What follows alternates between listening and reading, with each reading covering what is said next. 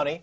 And first they introduce the CEOs of the, what I call the financial terrorists on Wall Street. Then they interview the rating agencies and ask what went wrong. Then they interview some famous fund manager like John Paulson and ask him what went wrong. Well, how come they don't connect the dots and say that they're all corrupt? It's a massive conspiracy. It's racketeering is what it is. And they need to address it as such. Isn't there a mechanism within the U.S. government that could apply this racketeering law? You're saying it doesn't exist. There is nobody. They're all corrupt. There is nobody left. There's no untouchables left.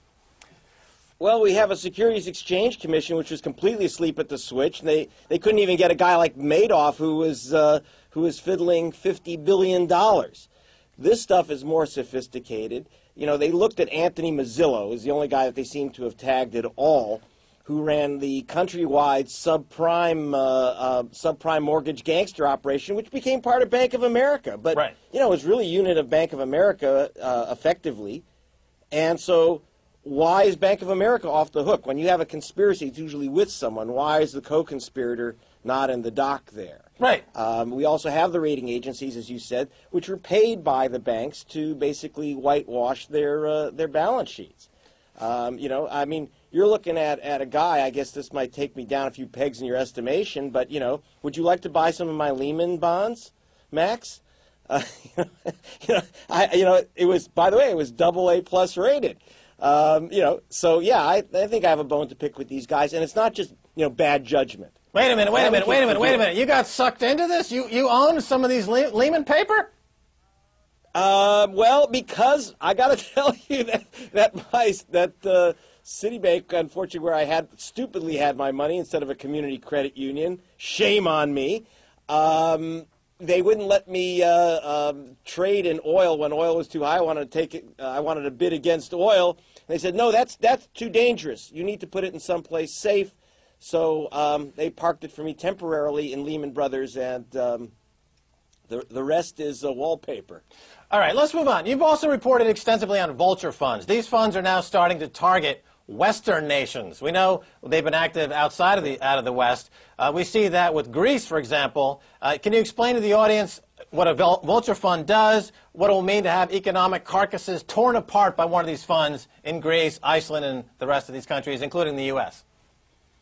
Yeah, well, these are funds. These are operators who take advantage of economic chaos, mayhem. In fact, I just came back from Liberia, where I had done a report hunting down American vultures who had seized the debt of Liberia, some of it for nothing, some of it for 1 penny on the dollar, sued Liberia in the middle of a civil war when they had no government to respond, won, you know, tens of millions of dollars in default judgments, and now are basically sucking up the aid money meant for Liberia. Now, that's how they treat the third world. We're used to that. But I got to tell you, they are turning it now on the U.S., they're turning it on Greece, they're turning it on other countries where basically financiers make money on the demise of economies instead of on the growth of economies. They're not investing in anything. What they're doing is they're seizing financial assets, and they are doing their level best to make sure that the countries collapse. They can then pick up the paper, they can pick up the bonds, the debts for next to nothing, and then they find ways.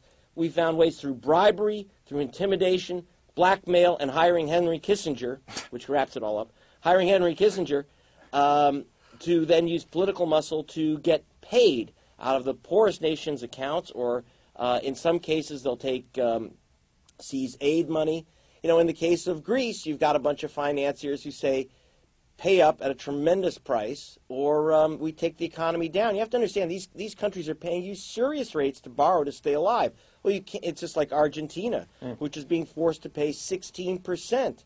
Well, if you pay 16% on your debts, you cannot possibly stay in business as a nation.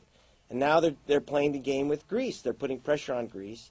And that's just one example. But, you know, they do it within nations, too, whether it's on the auto parts industry in the United States, etc. You'll see vultures acting everywhere. One right. vulture I've been dealing with, Elliott Associates, investigating for the BBC, made its money in the asbestos area by figuring out how to buy asbestos companies, then getting the law changed so that these asbestos companies wouldn't have to pay the victims of asbestos, of lung cancer caused by asbestos, and therefore the company suddenly became very valuable. So these are people who made money off of not paying sick, dying people.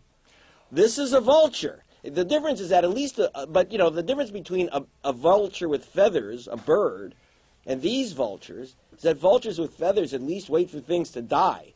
These guys are killers.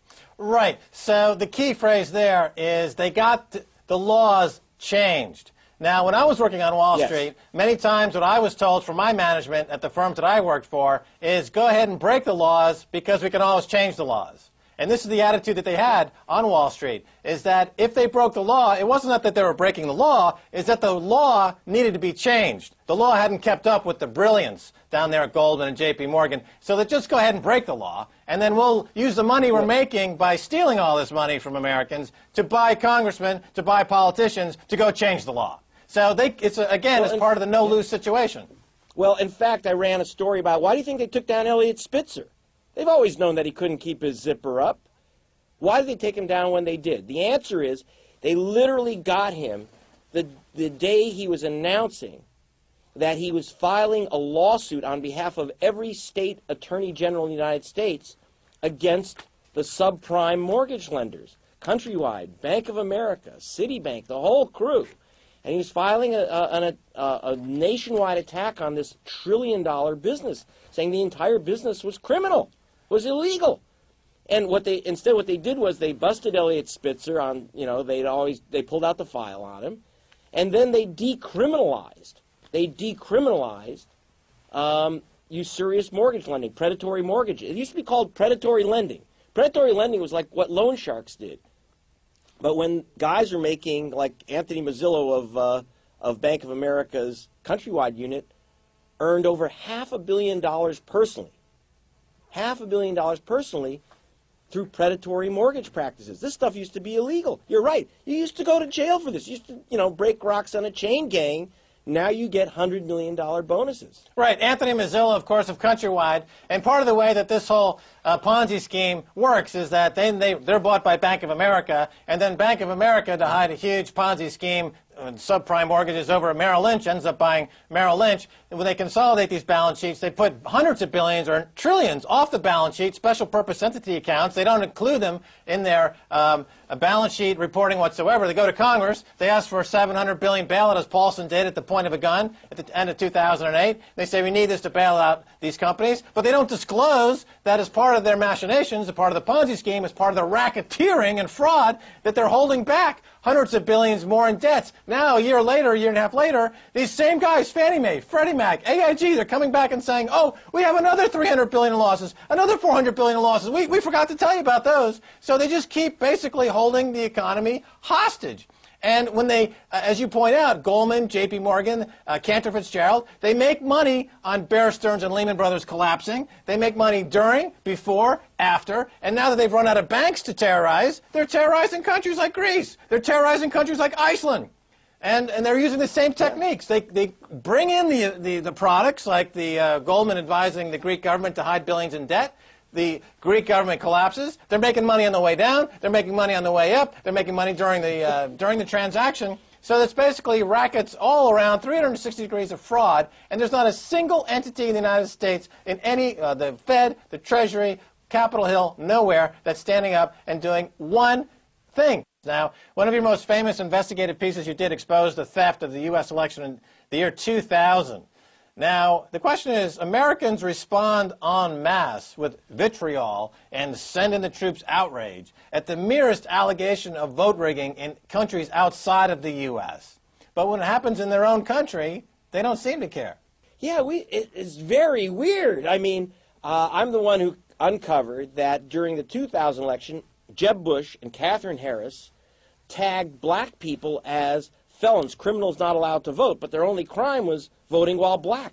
That was the election. We had about 87,000, something like that, people excluded from voting who were allowed to vote. 2004, it was actually worse. It was actually worse. 2008 was the worst election yet. I did an investigation with civil rights attorney Robert F. Kennedy Jr. We estimate about 6 million people who were turned away from the polls who had the right to vote. or had their ballots disqualified, especially mail-in ballots. We got 25 million mail-in ballots. About 3 million of those were thrown in the garbage. You mail in your vote, it didn't get counted.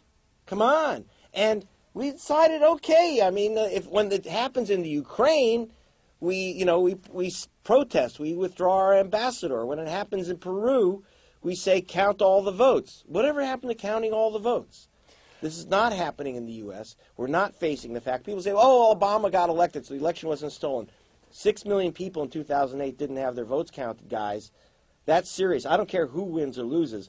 Why don't we count the votes? This is a big issue. We're getting distracted by things about computer voting, etc. The big issue is people being removed from the vote registries. No one is talking about that in America. I have to report that on BBC or Max Keiser. Thank you for letting